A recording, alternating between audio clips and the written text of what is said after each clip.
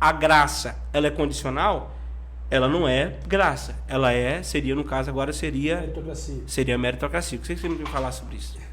Então, pastor, quando a gente fala que a graça ela é condicional, eu quero comparar duas coisas.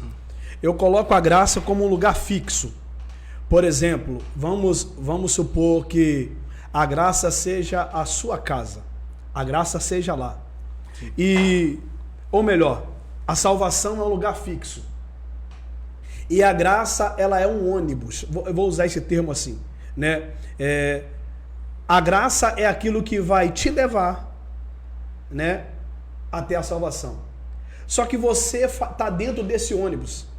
E no meio desse trajeto, no meio desse percurso, existem algumas paradas. Umas obrigatórias para embarque e desembarque, né? Porque a salvação ela não faz acepção de pessoas. Então, Deus constantemente está abrindo a porta da salvação, como se fosse um ônibus, né? E aonde está entrando gente. Mas Deus também não é um carrasco que aprisiona as pessoas. Ele dá ao homem, né? Claro que eu estou falando aqui de raça humana e não de gênero, né? De sexo, senão seria homem e mulher. Então, mas Deus ele dá ao homem essa oportunidade de ou seguir avante ou não. A gente vê que muitos apostatam da fé, né? Então, o Senhor sabe que a salvação é fixa. O Senhor está dentro do veículo da graça.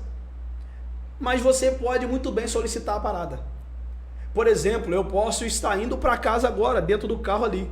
Mas eu posso, como eu sei que tem várias ruas, até eu chegar na minha casa, eu posso entrar por uma rua e seguir um caminho diferente.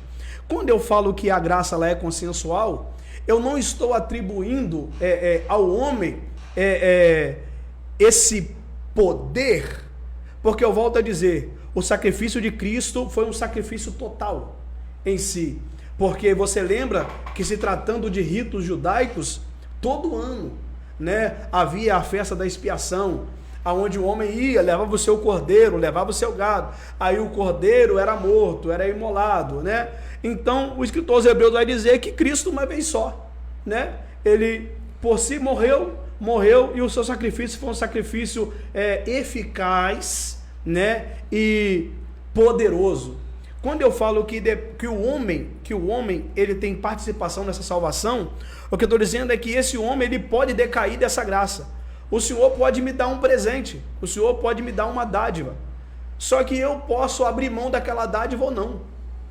E então, quando eu falo que o homem ele faz parte desse processo, é que senão seria muito fácil, pastor. Volto a dizer, senão seria muito fácil eu ir lá pagar uma dívida que o Senhor está devendo, e eu falar com o Senhor assim, ó, sempre que você precisar de mim, você pode me ligar.